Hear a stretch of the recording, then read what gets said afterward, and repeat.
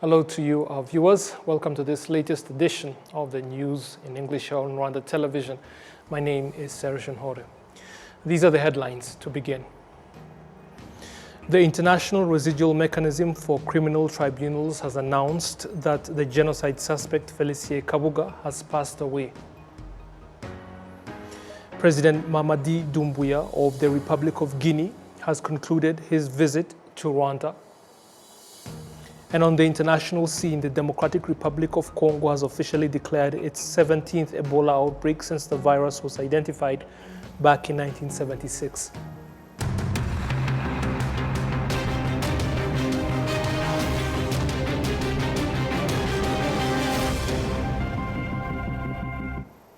Thank you for taking the time to join us. And now, the details. On Saturday morning at the Kigali International Airport, President Paul Kagame saw off President Mamadi Doumbouya of the Republic of Guinea at the conclusion of his visit to Rwanda. During his visit, President Doumbouya attended the opening of the Africa CEO Forum 2026 and held bilateral talks with His Excellency President Paul Kagame. Now, let us also inform you that the National Security Symposium has taken place at the Rwanda Military Academy, GACO, bringing together security leaders, academics, and key stakeholders for critical discussions on the themes: external interference in African affairs, challenges and the way forward, and natural resources and sustainable development natural resources and sustainable development strategic opportunities for Africa. Those are the two themes. The annual symposium is jointly organized by the RDF Command and Staff College in collaboration with the University of Rwanda. It aims to help senior command and staff course students deepen their understanding of contemporary security challenges facing Africa, while also enhancing their awareness and preparedness to respond to future complex security threats. Now let us read to you the following statement that has been issued by the International Residual Mechanism for Criminal Tribunals on the passing of the suspect Félicien Kabuga. It states, Félicien Kabuga passed away today, being Saturday, while hospitalized in The Hague, the Netherlands. The medical officer of the UN detention unit was immediately notified, and the Dutch authorities have commenced the standard procedures and investigations required under Dutch national law. Exercising her authority under the statute of the International Residual Mechanism for Criminal Tribunals and the rules of detention, the president of the mechanism has ordered a full inquiry into the circumstances surrounding Mr. Kabuga's death, assigning a judge to conduct the inquiry. Mr. Kabuga, a Rwandan businessman, was charged with genocide, conspiracy to commit genocide, incitement to genocide, and crimes against humanity, including persecution, extermination, and murder, committed during the 1994 genocide against the Tutsi in Rwanda. An arrest warrant for Mr. Kabuga was issued by the International Criminal Tribunal for Rwanda on the 29th of April in 2013. He was arrested on the 16th of May 2020 in France and transferred to the Hague branch of the mechanism on the 26th of October 2020. His trial commenced on the 29th of September 2022.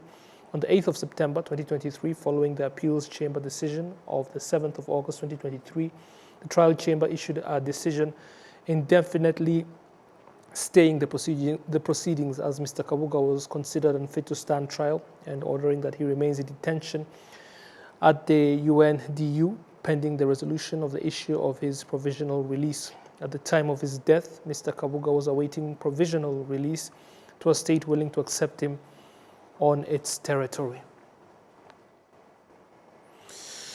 Now, moving on to other matters. Entrepreneurs and executives of Rwandan companies say that the Africa CEO Forum 2026, which was held here in Kigali, resulted in decisions that will accelerate Rwanda's development and bring changes aimed at making the African continent more self-reliant. It was the first major forum on the African continent bringing together private sector players and decision makers to be hosted in Rwanda for the third time. As the host country of the conference, that is the forum, Rwanda benefited significantly not only from the revenue generated by the more than 2,800 participants who attended, but also from the partnership agreements signed by international companies that committed to operating in Rwanda. Some executives of the companies that signed the agreement stated that operating in Rwanda was, for them, beyond what they had imagined possible. Country. I'm super impressed by what things have been happening here, and I probably think this is the first place where we can do possibly something like that in Africa. We import around 10,000 vehicles every year.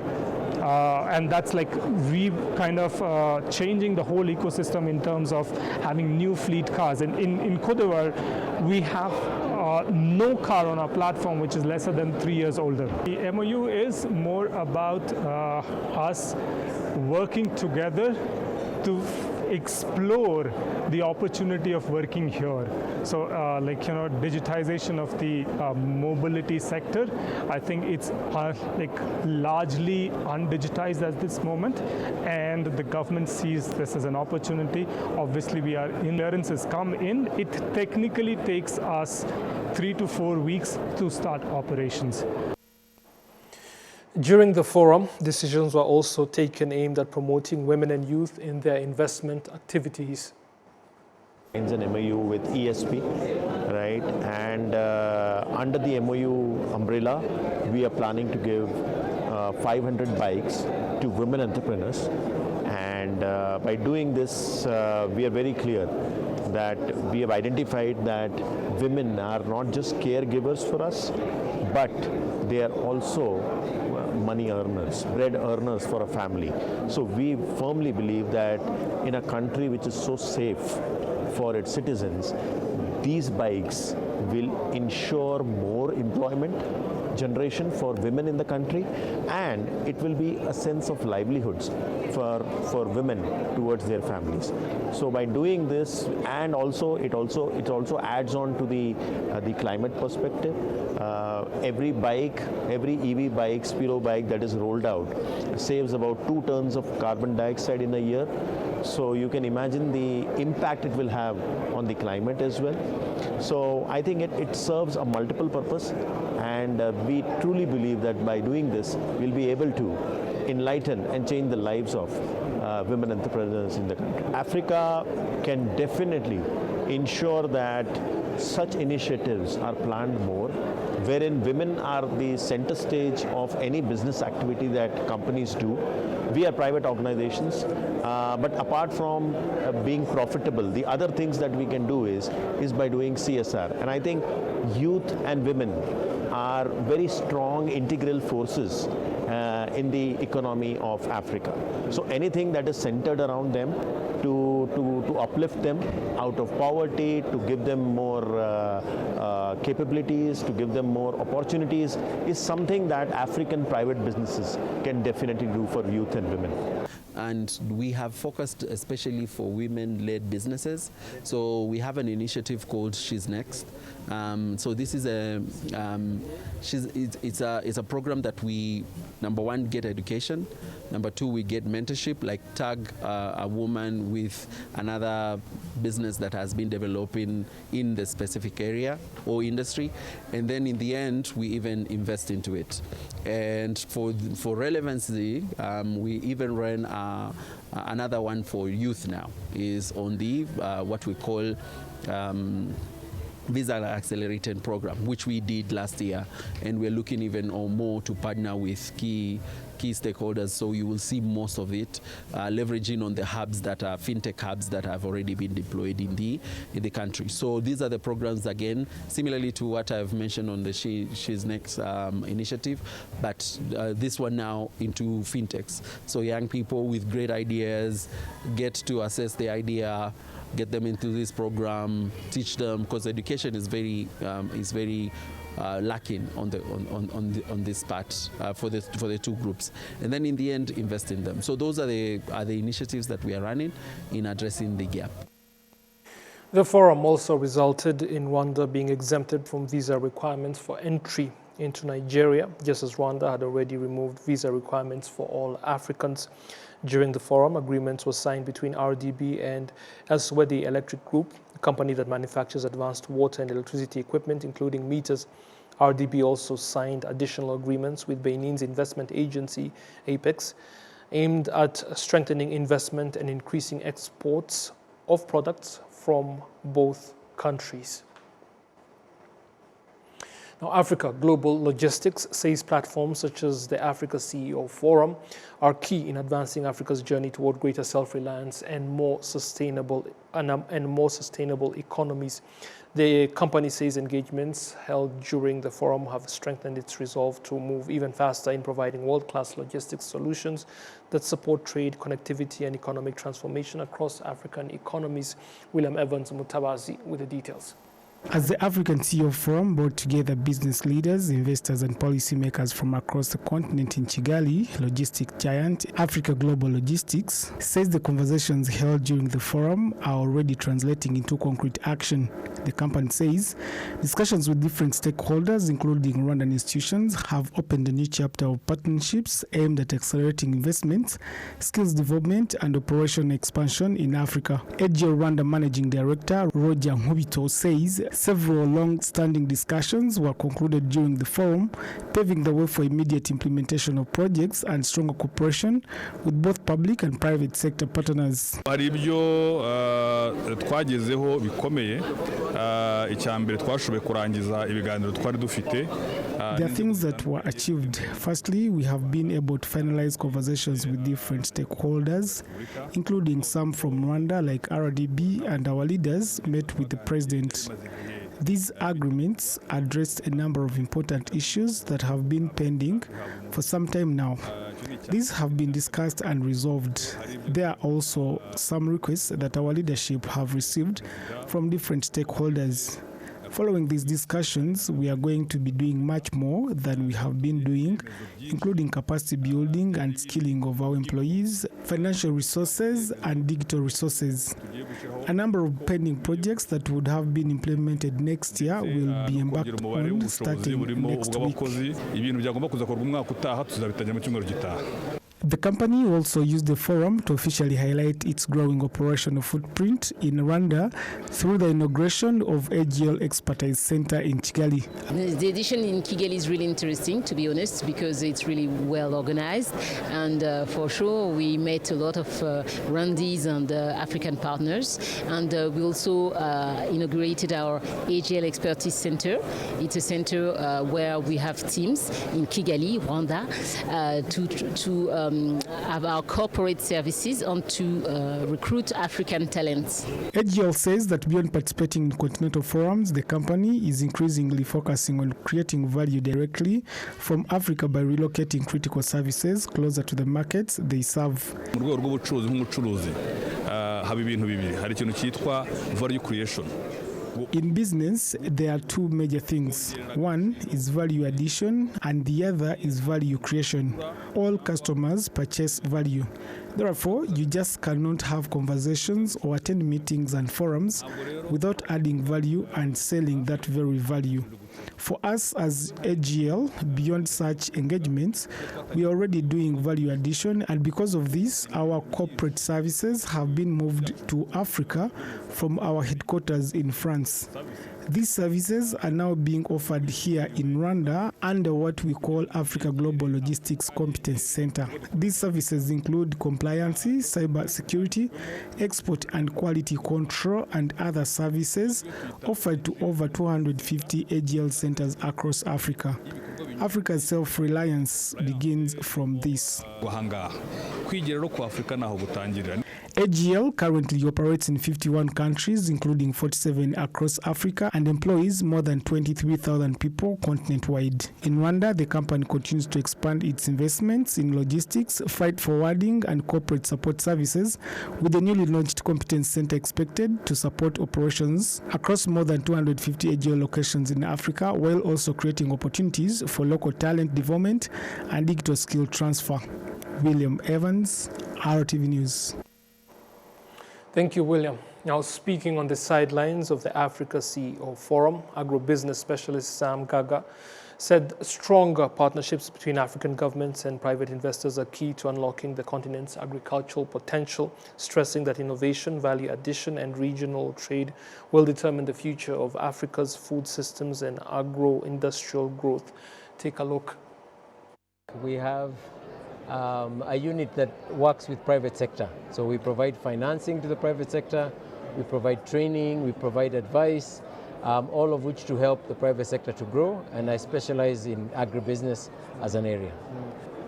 So I think the first place is to stop thinking about agriculture and agribusiness as farming.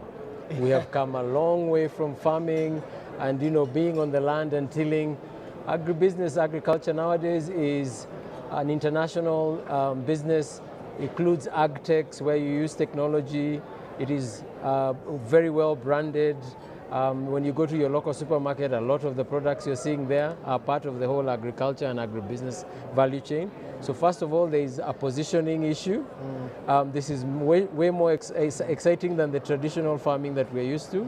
And then secondly, there is a lot of financing that is being directed in this area. But unfortunately, the average person working on agribusiness is not very young. And we want that to happen, so we want to attract young people to this area. The media can do a lot, because the more you tell us stories of aspects of agribusiness and agriculture that are not people on the farm digging, the more young people are going to understand what we're talking about. If I think about this morning, we had a meeting with somebody that is doing essential oils in Mauritius. Essential oils go into some of the world's leading perfumes. Exactly. That is agribusiness. We have also recently invested in what is called an agtech, which means it's a technology company that is helping to market and to sell agribusiness products across the world. The skills required there are digital skills, which I think youth have got a lot of digital skills with them. So the more we can show the other aspects of this industry, the more young people are going to show up and give us their skills, because they have a lot to contribute. The other advantage that the youth have is that they are very well informed about climate as a topic, much more informed than our parents were and that we are. And so climate smart means you have a really good understanding of the science of climate change, what you need to do on the farm in order to ensure that you maintain productivity, what you need to do to avoid losing. We have a lot of post-harvest losses, and for that you need refrigeration, you need a lot of technology like that, because it is a great pity to spend all this money growing crops and then lose most of them. And then we need to be very aware of what the changing tastes of our consumers are. And again, young people are very good at understanding marketing and what the consumers want, and then making sure that we are growing and deploying the right kind of products. So climate and youth, all of them together, we can move this industry forward. The dairy sector is amazing. You go to the store, you pick up some milk, you pick up some yogurt, it's all beautifully branded. You get cheese, you get things that people forget are all about agribusiness. And so that is an area where it doesn't take a lot of capital. It takes very good planning of your business, but this is something that we can start. And I know in East Africa, we've developed some very strong brands in this area. We're sitting in Rwanda, so we must talk about tea. Yes, exactly. That is something where you've taken what was traditionally a fairly standard product, you've rebranded it, you've raised its profile. We should not forget that young people are consumers as well. Exactly. And so, there's many ways that we can participate and build on this. Now, during the forum, the Rwanda Development Board signed a memorandum of understanding with Busara Advisors in a move aimed at strengthening investment cooperation, expanding strategic advisory support, and attracting new business opportunities to Rwanda. The agreement establishes a framework for collaboration between the two institutions and Rwanda, as Rwanda continues positioning itself as a competitive investment destination in Africa. My name is Ruben Brigidi, Ambassador Ruben Brigidi. I'm the president of Busara Advisors, and we are a commercial diplomacy firm that is focused exclusively on Africa. So we help global clients do business in Africa, and we help African clients do business in the world. And yesterday we had the honor of signing an agreement with the RDB to help promote private sector investment into Rwanda. And it doesn't cost the government or the people of Rwanda any money. So it is simply an agreement in which we go find investors as well as business operators to engage in priority projects for the government of Rwanda. And the government, in return, the government of Rwanda promises to work with us on behalf of our clients to help facilitate their entry into the country for the purpose of creating jobs and therefore helping to drive economic development here. Well, this is the beauty of the MOU. because the priorities are determined by the government of Rwanda. They're not determined by us. So in the spirit of partnership, we ask the government, you tell us what your priority sectors are, and then we will go up to find the investors and operators. So I suspect that amongst them, because these are the priorities the government have articulated, they will include tourism, real estate, logistics, ITC, et cetera. But there may well be more. I'm sure agriculture will be one as well, but we look forward to having that conversation with the government of Rwanda. This has been an extraordinary summit. In my line of work, I go to many conferences like this, and I can tell you this has been one of the very best I've ever attended. Not only because of the type of participants, but also I must say, the government of Rwanda has done an extraordinary job hosting this conference, so I'm sure many people will come back. What is clear is that everybody here understands that Africa is the future. There frankly is no shortage of investors that are looking to invest in Africa, of capital to flow here, of businesses across all sorts of sectors. What all of those private sector actors want is a stable and predictable operating environment. And the only people that can create that are the governments themselves. So there simply has to be greater dialogue between every government on the continent, between regional groups of governments on the continent, as well as with the private sector, so that we can work together in order to create the frameworks that will allow business to grow, that will create more investment and create more jobs for the youngest continent in the world, which is Africa. First of all, rule of law has to be transparent and clear and applied equally to all actors. That creates the predictable framework that investment needs in order to come into a country. The second thing that I think is needed is facility or ease of doing business.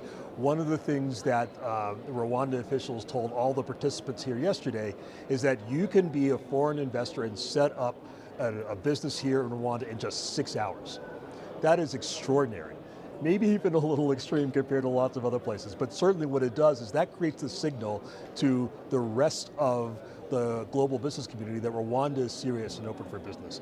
The third thing is there has to be regional connectivity.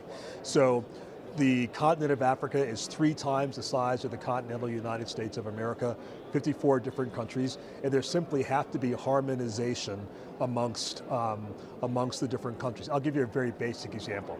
I was in a meeting earlier today with a major global pharmaceutical factor who said, look, we can't set up 54 separate pharmaceutical factories in one in each African country in order to meet the different pharmaceutical regulations of each country. We need to be able to have harmonization of regulations for medicine so that we can set up 2 or 3 major factories to produce pharmaceuticals that can then export across the entirety of Africa. And the only people that can make that kind of harmonization possible are African governments themselves. So first of all, this is not rocket science, meaning there aren't new models that simply have to be created. For sure, African countries will adapt the models to their own unique circumstances. But even within Africa itself, there are some countries that are doing, quite frankly, much better in terms of attracting capital, in terms of making it easier to do business. And so, quite frankly, there's an awful lot that African countries can learn from each other in terms of helping to improve their own business climate. Conferences like these create forums in which that has to happen, but as a lot of young Africans I speak to tell me, we can't wait. We have to move, and we have to move now. You know, one of the things that's very important to say is that young people don't need to wait for the future because the future is now. We have revolutions in technology and digital technology that make connectivity incredible, that make it possible for you to take creative ideas and turn them into commercial action. There's an awful lot of capital that is floating out there that is looking to invest in very important skills and businesses that have promise and potential. And so, absolutely, my strong message to young people in Africa and to Rwanda is wait to be. Take the initiative now. Major multinationals, when they come into African countries, frankly have an incentive to partner with local businesses for a variety of reasons. First of all, local businesses know the environment better, they know the nature of the population and the legal regulations better. So there is ample opportunity to have that level of partnership. And quite frankly, the best international firms that I work with know this. And so they have an entire engagement strategy, not simply to work with local businesses, but also to help support local social enterprises, everything from education to environmental protection, healthcare sometimes, and the like. And so that skills transfer and that deep cultural partnership, quite frankly, is an essential element to success in business. Well, innovation is very important to the so-called fourth industrial revolution in Africa. And fortunately, Africa has something of a history of leapfrogging technologies, as they did, for example, with mobile telephony, and therefore helping, frankly, to lead the way for the rest of the world in new applications. And so this is, as we see how technology works and how new technological innovations change so rapidly, this is quite frankly why having young people engaged, the so-called digital natives, young people that grow up with this technology, is so important for economic growth. And as relates to leadership, I've come to believe that this is absolutely the indispensable quality. Leadership is a skill. It is the ability to bring groups of people together to accomplish a task that they would not otherwise do absent the application of that leadership. And leadership can be practiced at all levels, at government levels, in business, and quite frankly, you don't need a specific title to be a leader. All you need is both the initiative, the drive, and the ability to bring people together in order to attack a problem that needs to be addressed. I mean, Rwanda is very blessed to have, I think, the Africa Leadership University also has a campus here. I at one point sat on the board of the Africa Leadership Academy in Johannesburg. And so these sorts of institutions are designed to help develop the next generation of African leaders. Now, to be frank, we need many more of them. We need 1,000 of them spread out all across the continent. But also the other piece of this is there's so much information that can just be at your fingertips through videos and other things that all young people can find and then find ways to apply to their daily lives. We have to follow up. This conference has had so many wonderful conversations. There's so much amazing networking that's happening. The tragedy would be if everybody leaves Kigali over the weekend and then just goes back to their daily lives and this doesn't.